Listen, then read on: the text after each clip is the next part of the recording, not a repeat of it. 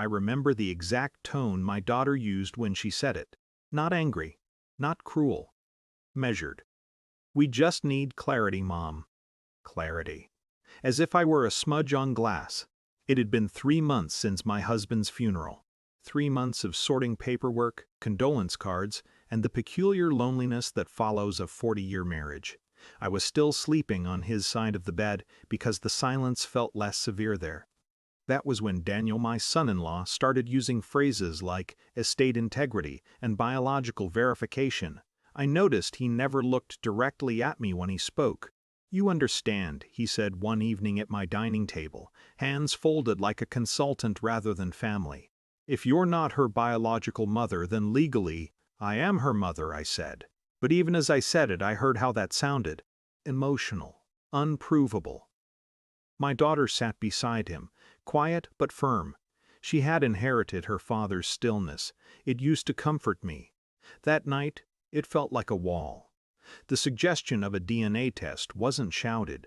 It arrived prearranged.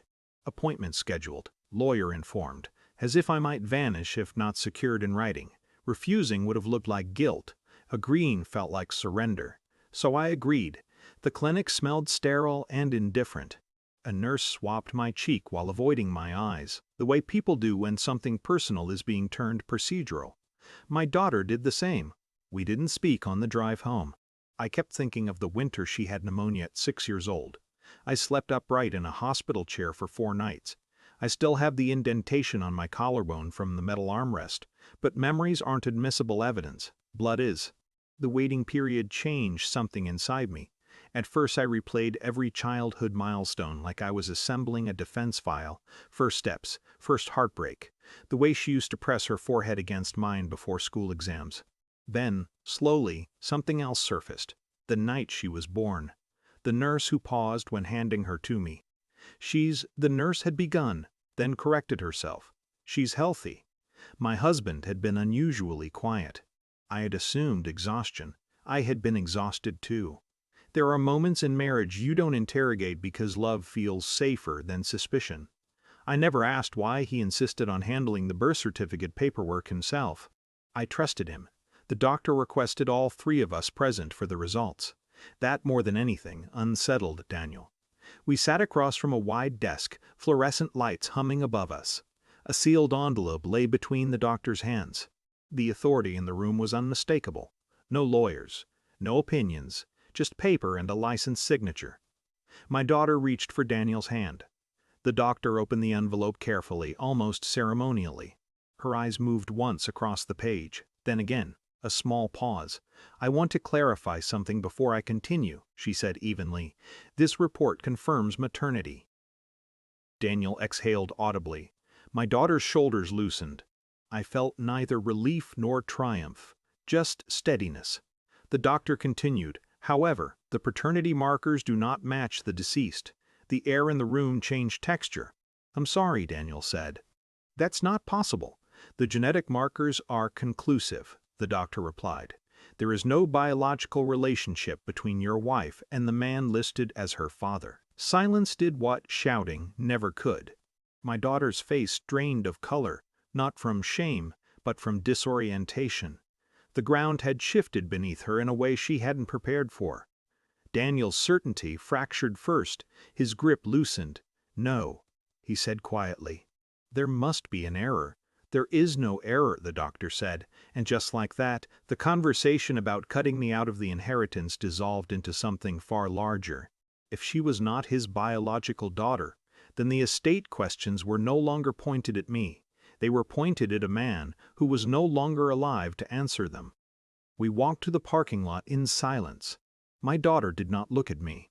She stared straight ahead as if trying to replay her entire childhood in fast forward.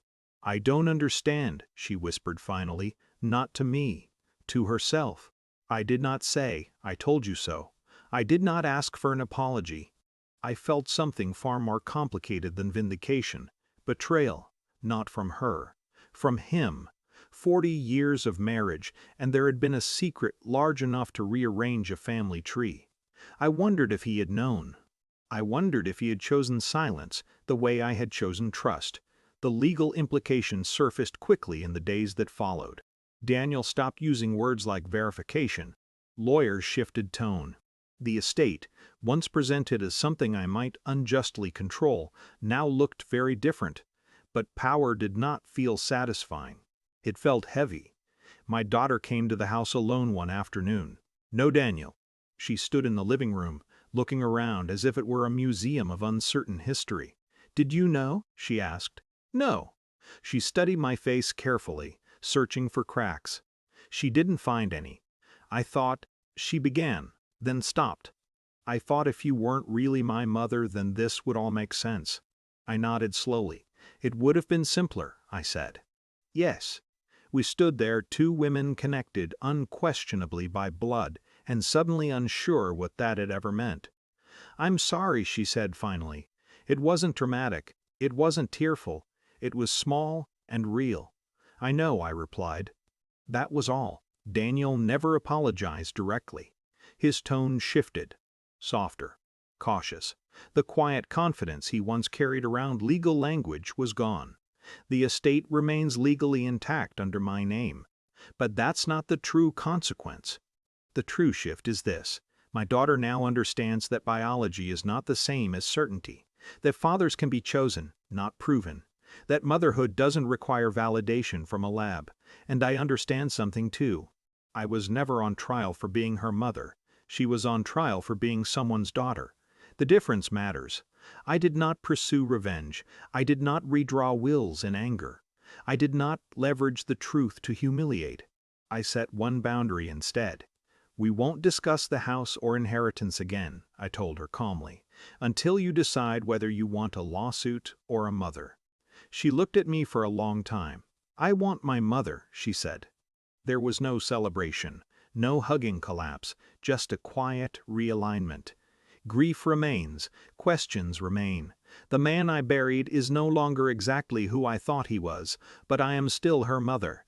And this time, no one is asking for proof.